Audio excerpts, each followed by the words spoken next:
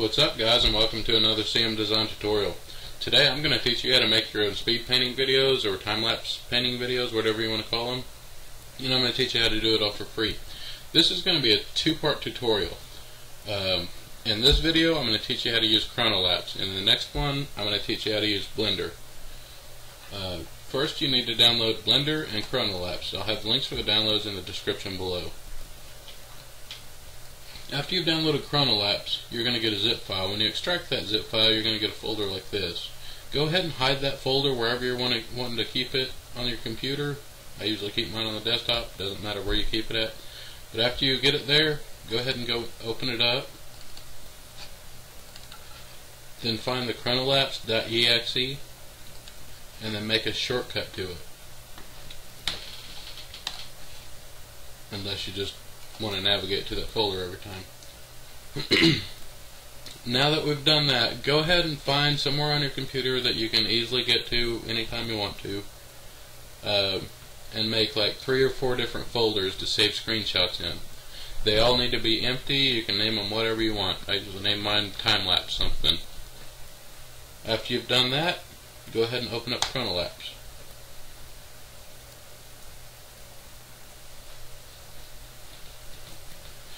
Alright, Chronolapse is just a nifty little program that takes a screenshot every however many seconds. Then it saves and numbers those screenshots in whatever folder you tell it to. Then later on we can use those screenshots to make a time-lapse video. So, to configure this, we need to make sure screenshots is checked. We need to click configure. Then we're going to go to save folder. And we're going to navigate to one of those folders I just told you to make, a completely empty folder. Then we're going to click OK. Click on file format. We need to make sure that's set to JPG. Then click OK. Now, time between captures, this is in seconds. I've got it set on 4 right now, so I've got my Chronolapse set to where it's going to take a screenshot every 4 seconds. The lower that number, the more often it's going to be taking screenshots, which means you're going to have a longer video in the end, but it's also going to look a little bit smoother. The higher you get that number, the faster it's going to look like you're painting, but it's also going to start looking choppier. I found that anywhere between 2 and 4 seconds, it still looks really smooth, and it just works out really good. Even all the way up to 4 seconds, it'll still look really smooth, but you'll end up with a lot less screenshots and a little bit of a shorter video. When you're doing a time-lapse video, you need to keep in mind that no matter how good you are, no one's going to sit and completely watch your video all the way through if it's like 10 minutes long. So try to keep your videos around 3 to 5, maybe 6 minutes long. Alright, now we're about ready to go ahead and start painting. So we're going to open up our painting program. Open up ArtRage. It works with Sketchbook Pro, Photoshop, Paint Tool Sci, Black Ink, Corel Painter. I haven't had any problem using it in any of those programs. However, it doesn't work for games, unfortunately. So, after you have your painting program up, go ahead and minimize it real quick. Hit Start Capture on Chronolapse. Then open up your painting program and go to work. Once you're done painting for the day, go ahead and save your painting, minimize it, then come back to Chronolapse and hit Stop Capture.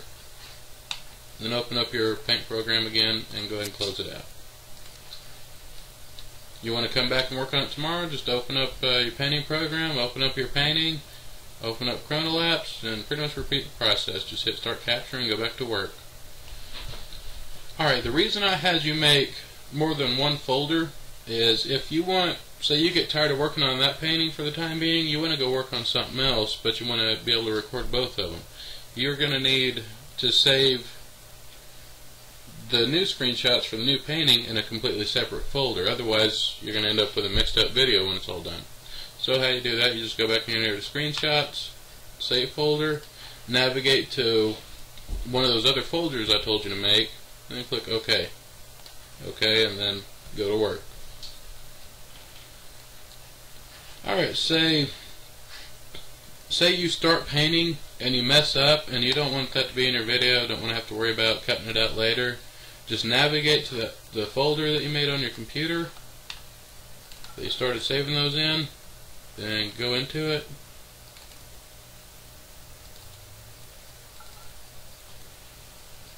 Alright, then once you're there, just highlight all the pictures and delete them.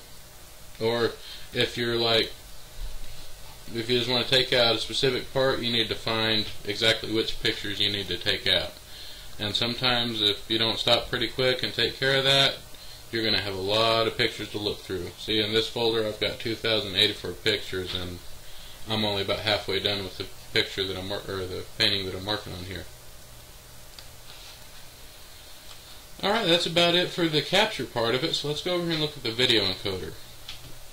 The video encoder in Chronolapse is not a very good one at all. Anytime I've ever used it, I get really pixelated videos. However, it does come in handy. Say I'm like halfway through a video or halfway through a painting and I just want to check out, see how my video is going to look, just to give me an idea. Then I'll come back, I'll go ahead and use the one in Chronolapse. The encoder in Chronolapse works a lot quicker. It's going to give you a smaller file size, and it's just a lot easier to use than going into Blender and making a fully polished video. That's what Blender's going to be for. We're not going to be using Blender till we're completely done painting, ready for a finished video. But let's go ahead and set our Chronolapse up to go ahead and make us a quick video. So source images, we need to set this to whichever folder has the screenshots in it to the painting you're wanting to see the video of. So you just click here, find the folder that you need that has the screenshots that you need, click on it, then click OK. Then destination folder, click on that. Find a folder that you want Chronolapse to save the video in when it's done. You may even make one if you want to. Then click OK. Video format, it's going to be MPEG, video codec, WMV2. This encoder path, just don't mess with that. Leave it the same, whatever it is. Alright, in Blender you're not going to be able to judge your frame rate, so you're going to have to actually use the Chronolapse encoder to judge your frame rate. And how we do that is, if you look right here, see I've got it set at 10 frames per second right now. If I hit this recalculate estimate, it's going to show me my overall video length, which is 1 minute 46 seconds for this unfinished painting. If I move this up to 24 frames per second and hit recalculate, you see it moves it down to 44 seconds. So you can use Chronolapse and just play around with it to figure out what you want your frame rate to be when you go into Blender. When you're ready to make a quick video with Chronolapse, just hit create video after you've got it all configured. Then it'll when it's done encoding, it'll have the video waiting for you in the folder that you set up here in destination folder. Alright, well that's about it, guys, for this portion of it. Be sure to check out the Blender portion in the future. Whenever you're done with your painting and you're ready for a finished video that you're ready to upload to YouTube and everything, like 1080p, awesome quality, that's when you need to go check out the Blender portion of the tutorial. Alright, thanks for watching. Please comment, like, and subscribe. Have a great day.